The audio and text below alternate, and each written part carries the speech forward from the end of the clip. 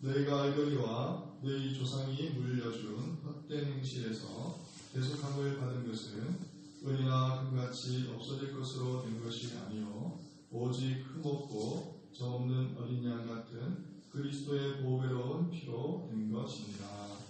아멘.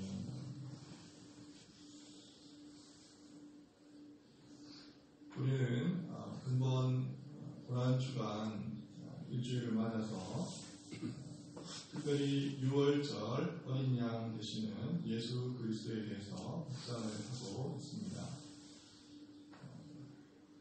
예수 그리스도께서는 이 땅을 사시는 동안 특별한 정체성을 가지고 계셨는데 6월절 어린 양이라고 하는 이 신분을 가지시고 하나님께서 맡겨주신 그 사명을 잘 완수하기 위해서 온전히 감당하기 위해서 주님을 의지하고 하나님 아버지를 의지하고 철저하게 맡겨진 사명과 주어진 그 미션을 온전히 감당했던 것을 볼 수가 있습니다. 특이하게도 주님은 내 때라고 하는 6월절 어린 양으로서 가질 수 있는 특별한 타임테이블을 가지고 계셨는데요. 이 타임테이블을 따라서 하나씩 하나님의 뜻을 이루어가는 것을 볼 수가 있습니다. 이제 우리는 6월절 어린 양이신 우리 주님에 대해서 더 자세하게 살펴보기를 원하는데요. 이런 차원에서 오늘 이 새벽에는 흠 없으신 어린 양, 우리 주님에 대해서 선고해 보도록 하겠습니다. 6월절 어린 양은 흠 없는 어린 양이어야만 합니다. 너희는 이스라엘 회중에게 구하여 이르라. 이달 열흘에 너희 메인이 어린 양을 취할지니 각 족속대로 그 식구를 위하여 어린 양을 취하되 각 사람의 식양을 따라서 너희 어린 양을 계산할 것이며 너희 어린 양은 흠 없고 1년 된 수컷으로 하되 양이나 염소 중에서 취하고 6월절 어린 양으로 드려져야 할 제물은 먼저 흠이 없어야만 합니다. 아무리 작다고 하더라도 흠이 작은 흠집 하나 발견된다고 하면 하나님 앞에서 드려지는 6월절 어린 양으로서는 실격입니다. 자격을 가질 수가 없습니다.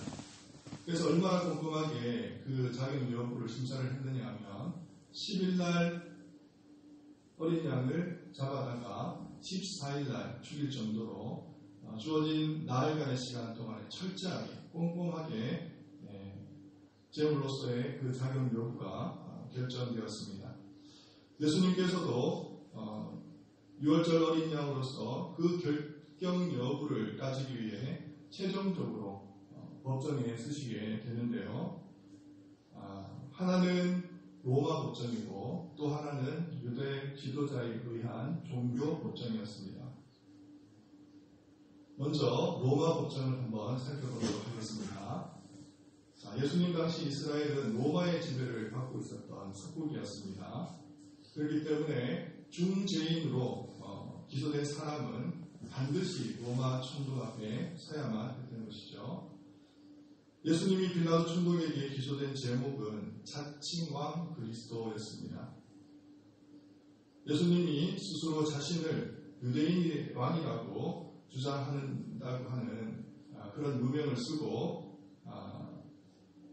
많은 무리들로부터 로마 법정에 고소를 당하게 된 것입니다. 예수님께서는 스스로 당시 유대인의 왕이시고 만왕의 왕이시지만 직접 자신의 표현을 따라 유대인의 왕이라고 얘기하신 적은 한 번도 없으신 것이죠.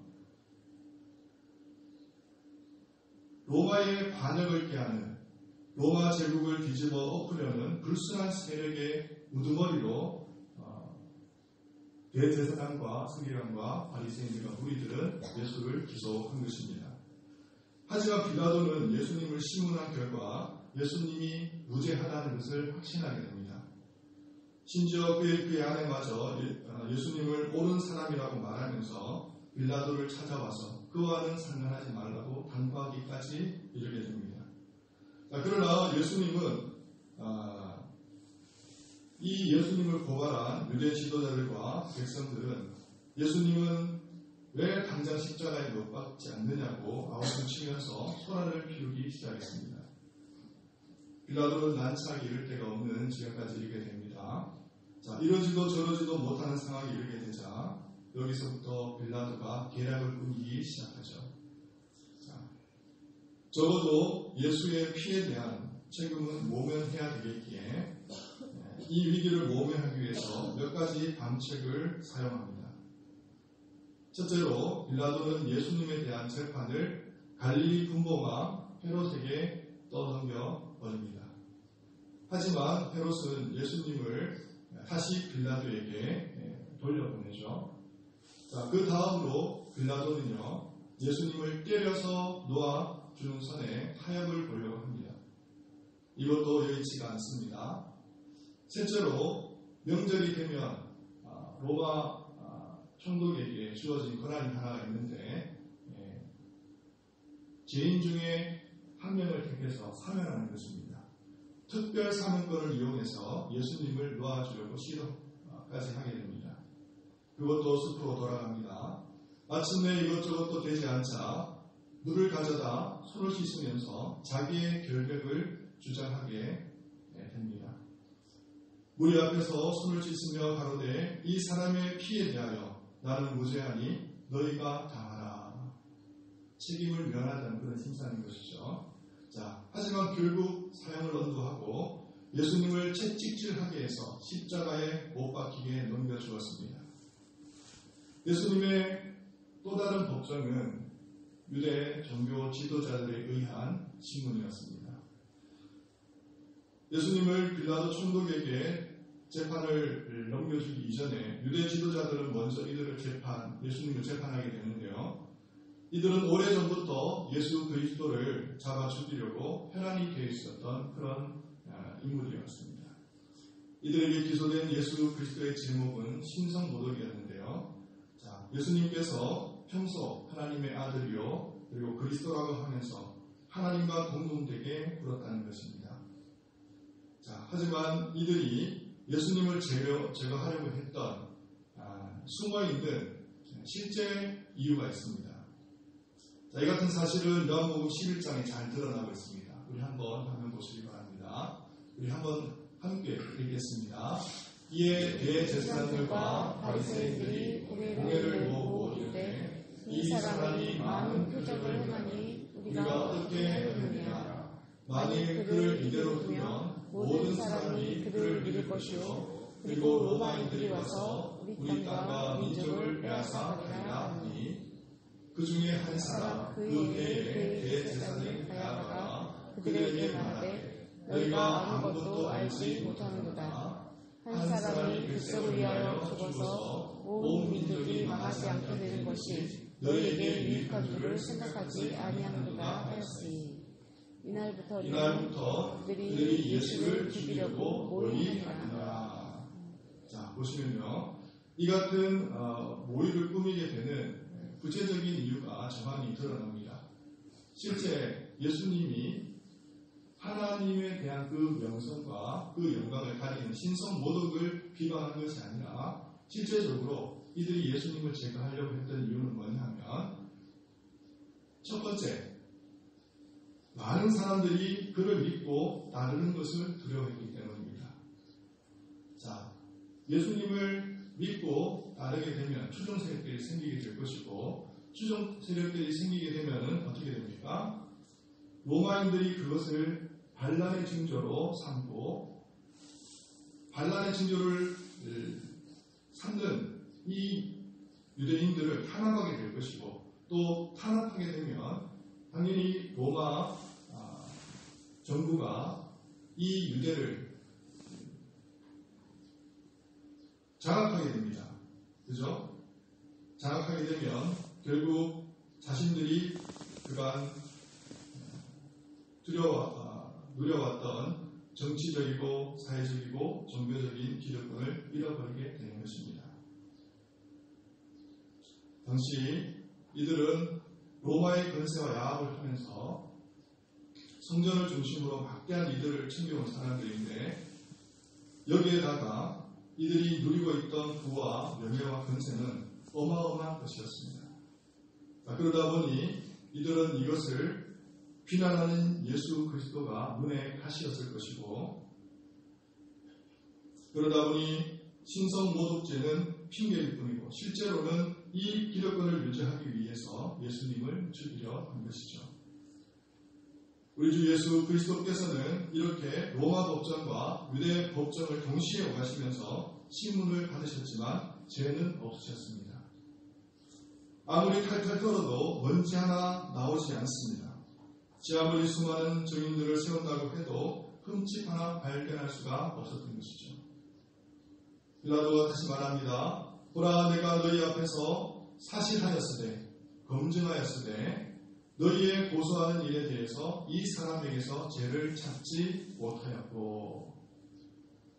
물론 빌라도가 말하는 이 죄는 국가 전복과 관련한 정치적인 죄를 언급하는 것은 사실입니다.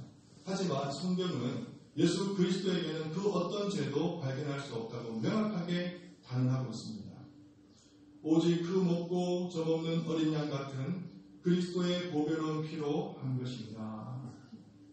성령으로 말미암아 흠없는 자기를 하나님께 드린 그리스도의 피가 어찌 너희 양심으로 죽은 행실에서 깨끗하게 하고 살아계신 하나님을 섬기게 못하겠느냐. 무엇보다도 예수 그리스도께서 죄가 없으시다고 하는 그 증거는 예수 그리스도의 부활에서 찾을 수가 있겠습니다. 만일 그분이 죄가 있어서 자신의 죄 때문에 죽으셨다면 다시 살아나실 수가 없습니다. 예수님이 다시 부활하셨다는 것은 이런 의미에서 그분이 흠과 점이 없는 죄 없으신 분이라는 사실을 하나님께서 공증, 인증하신 것을 의미합니다. 이러한 대제사장은 우리에게 합당하니 거룩하고 악이 없고 더러움이 없고 죄인에게서 떠나 계시고 하늘보다 높으신이라. 과연 예수 그리스도는 진정으로 6월절의 어린 양이십니다. 자, 하지만 관건은 이것입니다. 여기 예수님이 빌라도 앞에 서 계시죠. 오랫동안 신문을 받고 조사를 받습니다. 그렇다고 해서 죄를 발견할 수가 없습니다. 그래도 그는 판결을 내리게 되는데, 보라, 내가 이 사람에게서 죄를 찾지 못하였노라. 그러자 군중들이 십자가에 못 박으라고 아우성칩니다. 다시 판결을 내립니다. 너희가 친히 데려다가 십자가에 못 박아라. 여러분, 이것이 총독 빌라도가 예수 그리스도에게 내린 최종 판결문이 되겠습니다. 여러분, 우리는 이 장면에서 무엇을 떠올려야 하느냐 하면요, 무엇을 상기해야 하느냐 하면요, 이 세상 마지막 날에 하늘 보좌 앞에서 치러질 최후의 심판을 생각해야 하는 것입니다. 그날에는 빌라도가 예수 그리스도를 신문하는 것이 아니라 예수 그리스도께서 빌라도를 신문하게 될 것입니다. 빌라도뿐만 아니라 빌라도를 위시해서 예수 그리스도를 십자가에 못 박으라고 외친 대제사장들과 바리새인들과 서기관들을 예수 그리스도는 심판하시게 될 것입니다.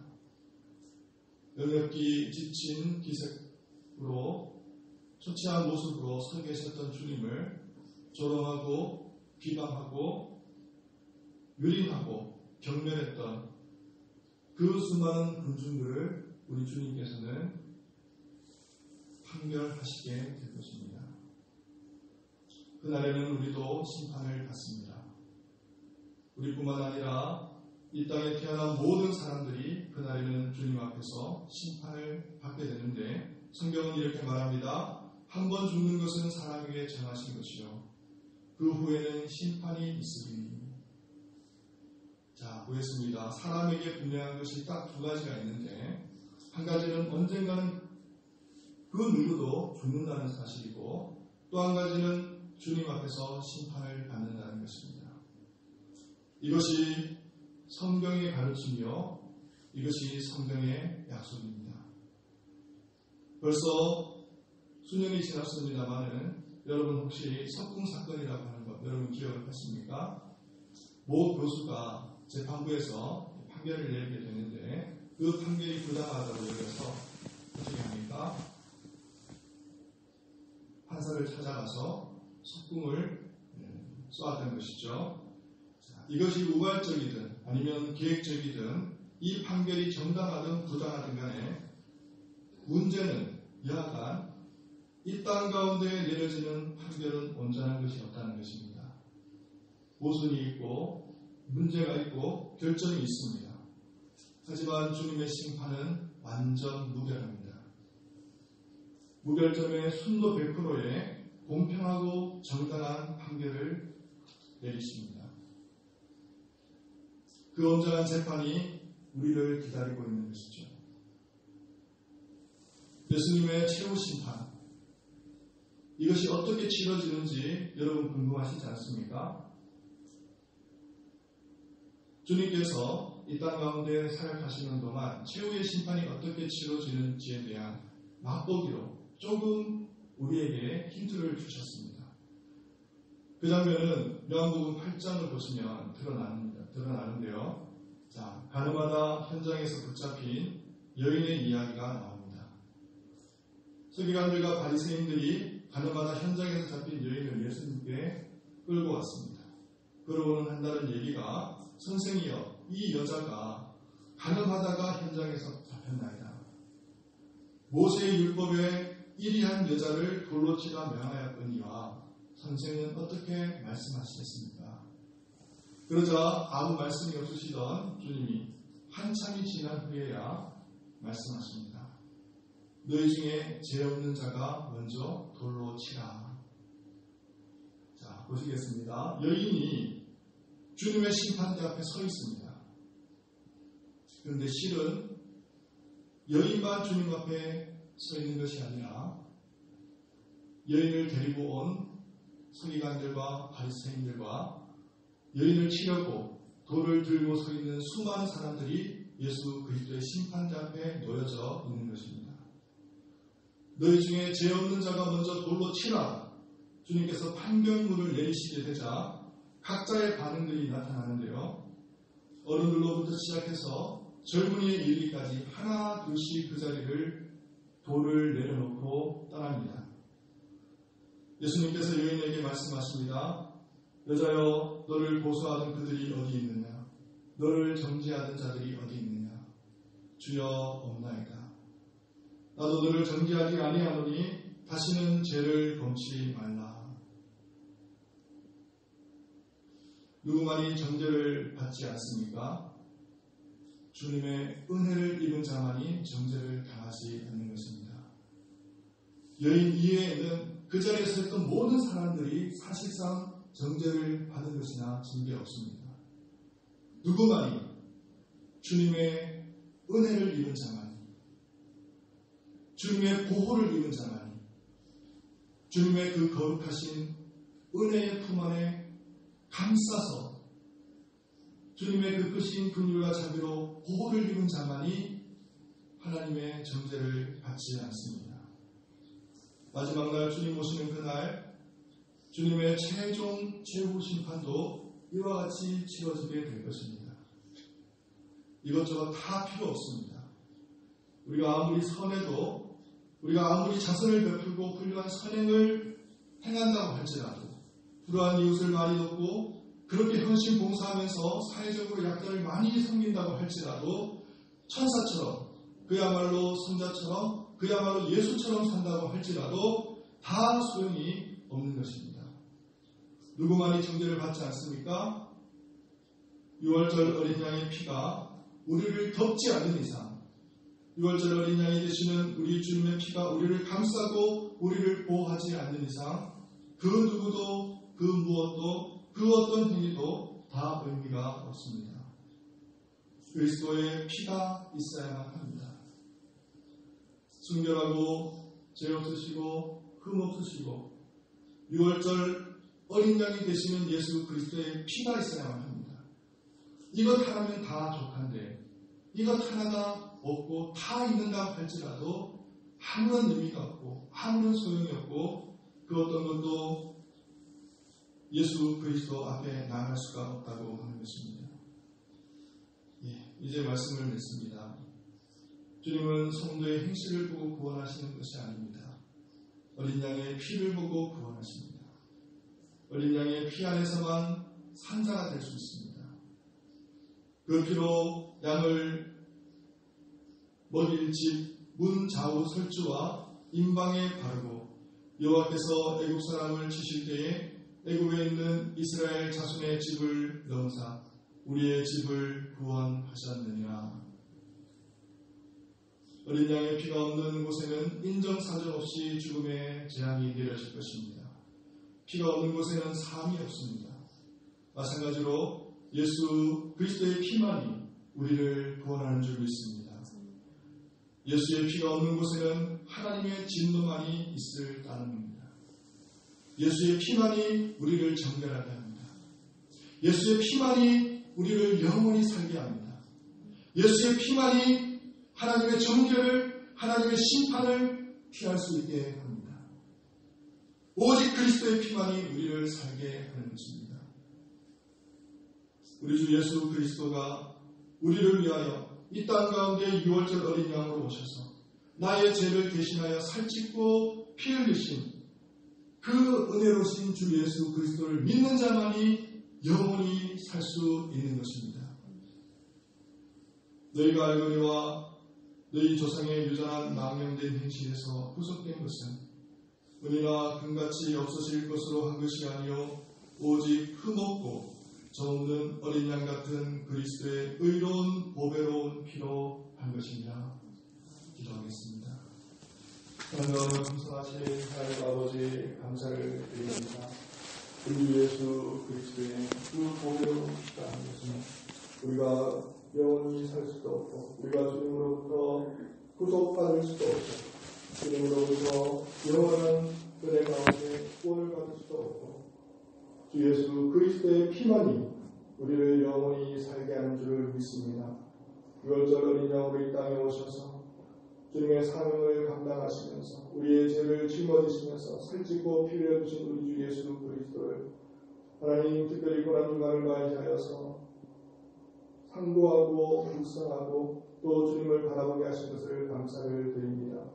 하나님 아버지 정말 우리 주님의 그 고통 가운데 우리가 다다를 수 없고 우리가 아무리 상고한다 할지라도 우리가 경험할 수 없지만 그럼에도 불구하고 늘 주님을 바라보게 하시고 하나님 정말 만분의 일이라도 천만분의 일이라도 정말 무한분의 일이라도 주님의 그 고통을 감내하며 또 경험할 수만 있다면 하나님 주님을 더 사랑하게 될 텐데 하나님 그 높으신 은혜와 긍휼과 자비를 더욱더 만끽하게 될 텐데 주님을 더 사랑할 수 있는 저희들이 되게 하시고 특별히 우리를 위하여서 나를 위하여서 이 땅에 오신 우리 주 예수 그리스도의 그 크신 은혜와 사랑을 늘 감사하며 감격할 수 있는 우리 사랑하는 모든 성도님들 될 수 있도록 은혜와 자비를 베풀어 주시옵소서.